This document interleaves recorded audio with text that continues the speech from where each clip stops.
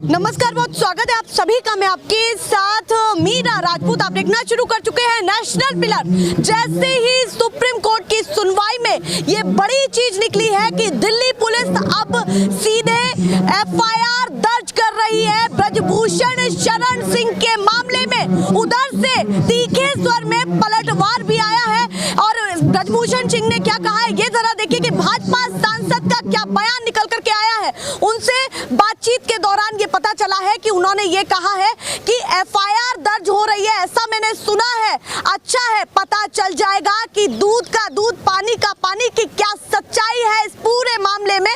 मैं तो मजे में हूँ, कोई दिक्कत परेशानी नहीं है एफआईआर से। वो ये भी कह रहे हैं कि मुझे प्रशासन पर विश्वास है।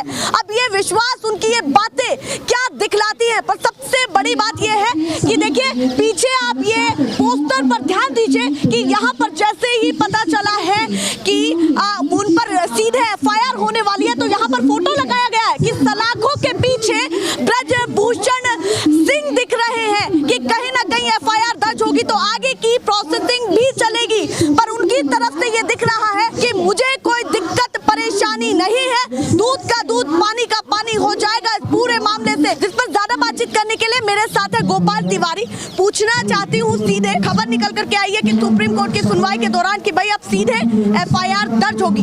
पहली टिप्पणी आपकी क्या है इस पूरे मामले पर? देखिए, क्यों न खुश हो वो आदमी, क्योंकि वो जानता है कि मैं जिस पार्टी का सांसद हूँ, जिस पार्टी का नेता हूँ, जिस पार्टी में बाहुबली बना हूँ, वो पार्टी अत्याचारियों को बचाती आई है, बलात्कारियों का संरक्षण करती आई है। उसे मालूम है कि मैं चाहे कितने भी अत्याचार कर लूं, कितना भी शोषण कर लूं, प्रधानमंत्री से लेकर पूरी सरकार का स्ट्रक्चर हमारे साथ दमखम के साथ खड़ा है। पार्टी का हस्तक्षेप आप कई उदाहरण देख लीजिए।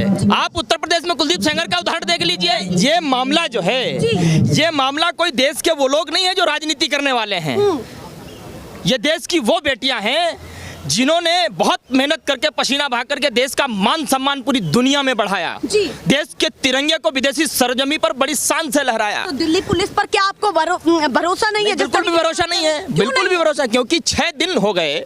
6 दिन में आपको एफआईआर दर्ज कर लेनी चाहिए थी। सुप्रीम कोर्ट को हस्तक्षेप करना पड़ा, तब आपकी आंखें खुली और अभी तो दर्ज नहीं हुई। अभी तो सिर्फ ये कहा गया है कि दर्ज होगी। जब तक ब्रजभूषण शरण सिंह जेल में नहीं पहुंच जाएंगे तब तक ये हमारी बेटियां और हम सब लोग यहाँ से उठ के नहीं जाएंगे। आपको जैसे ये खबर मिली वो पूरी तरीके से संतुष्ट नहीं करती है आपको कि ऐसा कुछ आगे होगा कि कार्रवाई? आज सुबह से ही हम लोगों ने देखिए एक वो लगा रखा है पोस्टर, पूरी सूची तैयार की है। 38 से ज्यादा आपराधिक मुकदमों की पूरी लिस्ट है। गुंडा act, arms act, gangster act जिस व्यक्ति पे लगा हो और वे व्यक्ति शान से बाहर हो, बीजेपी का सांसद हो, ये सरकार को शर्म आनी चाहिए इस बात के लिए। तो और जिस पे 38 है भाई, यारो एक और हो जाए क्या फर्क पड़ेगा। इसलिए जब तक वो जेल नहीं जाता तब तक हमारी ये बेटियां और इस देश का हर नागरिक इनके साथ खड़ा यहाँ से उठ करके जाने वाला नहीं है। इन्होंने कल कहा कि हम 4 दिन से यहाँ पर सो रहे हैं। आज स्मृति ईरानी हमारे मामले में चुप क्यों है? आपको क्या लगता है कि सत्ता पक्ष के नेताओं की क्या जिम्मेदारी बनती है? यहाँ आना चाहिए, नहीं आना चाहिए, या वहाँ से भी क्या उनको एक्शन लेना चाहिए, ये बताइए। देखिए, ये तो बड़े दुर्भाग्य की बात है। जिन बेटियों ने देश का मान सम्मान बढ़ाया हो, जो देश का गौरव बनी हो, आज वो अपने मान सम्मान के लिए सड़क पर बैठी हैं। इतनी सी ही बात से देश के लिए शर्म की बात है। सरकार को चुल्लू भर पानी में डूब मरना चाहिए। दोनों पक्षों को बराबर से लेना पड़ेगा ना। ऐसा तो नहीं कि सीधे सीधे। देखिए, एक न्याय पालिका होती है। मैं क्या कह रहा हूँ, मैं क्या कह रहा हूँ, सही गलत तो छोड़ दीजिए आप।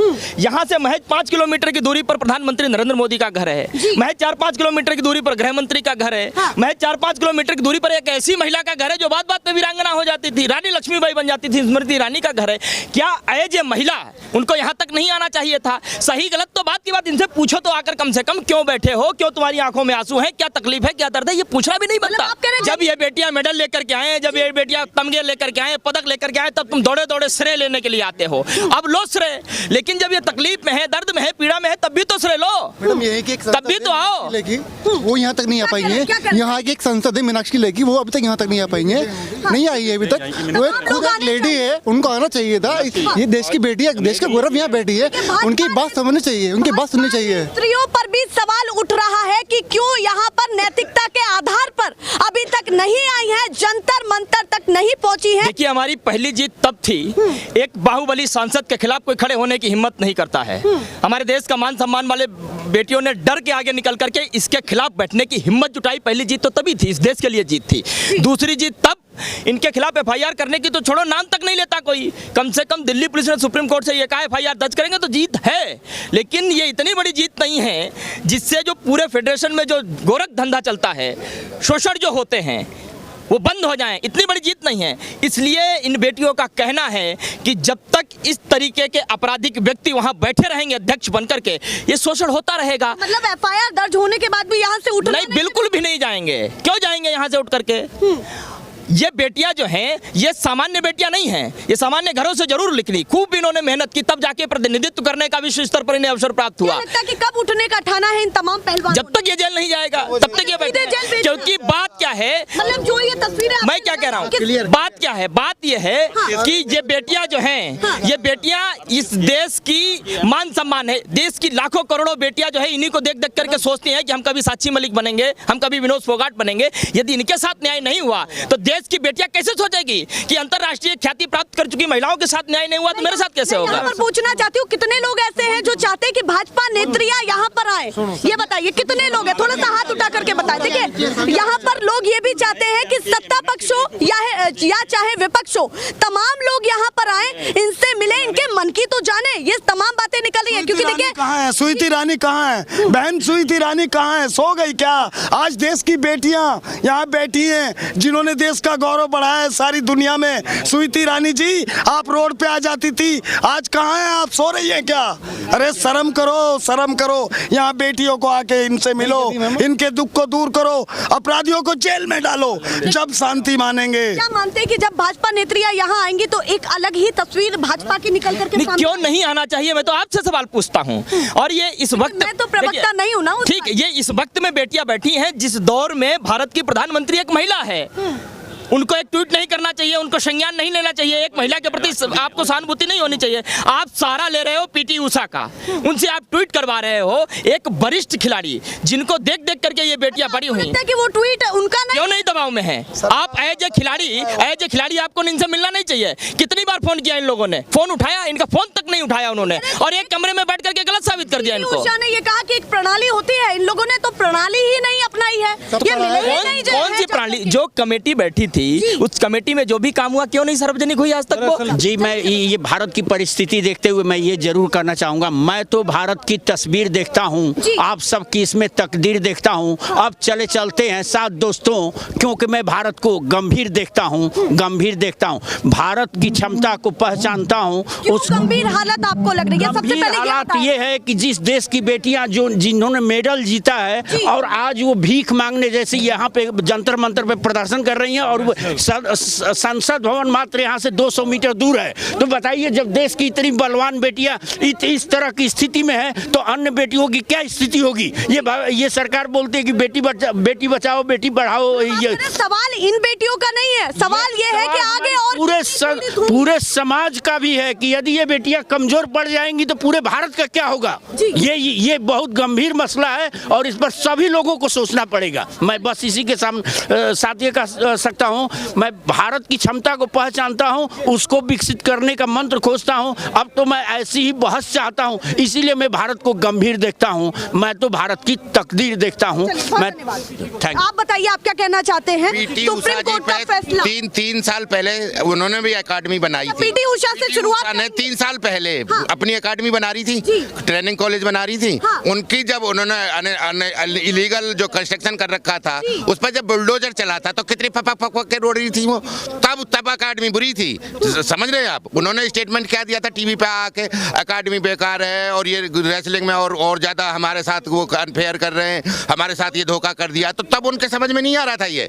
आज वो भली बन रही हैं, आज वो रिपोर्ट जो दे रही हैं कह रही हैं कि ये लड़कियां उन्होंने अनुशासन कार्रवाई मतलब उन्होंने शासनहीनता की है। उन्हें तब नहीं दिख रहा था वो फक जब रो रही थी टीवी पे अपने। बताइए, सुप्रीम बाकी नहीं थी क्या? देख, सुप्रीम कोर्ट का जो फैसला है, जब तक देखो उसमें FIR की कॉपी नहीं आएगी, उसमें कौन कौन सी धारा नहीं लगी है, क्या लगाया है इन्होंने, तब तक संतुष्टि नहीं है, तब तक उठेंगे भी नहीं। यही ना आपको बताया था हमने, 13 महीने रहे थे ना, पहले दिन ही आपने पूछा था कि आप यहाँ से जाओगे कि नहीं जाओगे, जब किसान बन के आए थे। आज ही किसान की ही बेटी है, आज भी हम किसान ही हैं, तो हमने आपको बता दिया, चाहे फिर 13 महीना और आगे हो जाओ। हम यहाँ से हाँ 15 अगस्त आ जाओ, 26 जनवरी आ जाओ, फिर अगला 15 अगस्त आ जाओ। पुनिया कह रहे हैं धमकी भी हमको मिल रही है। ये रेगुलर धमकी भी मिल रही है, उनको भी देखेंगे, उनको भी जितना टॉर्चर दे रहे हैं उसको भी टॉर्चर को भी झेलेंगे। लेकिन सब हालातों से चुनौती से लड़ने के लिए कॉपी नहीं मिलेगी और सुप्रीम कोर्ट से हमें गाइडलाइन नहीं मिलेंगी, जब तक हमें पता नहीं चलेगा हमारे साथ हुआ क्या है, हमें कौन सी हमारी धारा लगाई गई है इस केस में, तो तब तक जाने वाले नहीं है। उन्होंने सीधे कह दिया है, जब तक पूरी तरीके से सार्वजनिक नहीं हो जाता कि कौन सी धाराएं लगी हैं, आगे कब तक कार्रवाई होगी और क्या कार्रवाई होगी, जब तक तो पीछे नहीं हटने वाले। ये तस्वीरें आज की बहुत बड़ी हो जाती है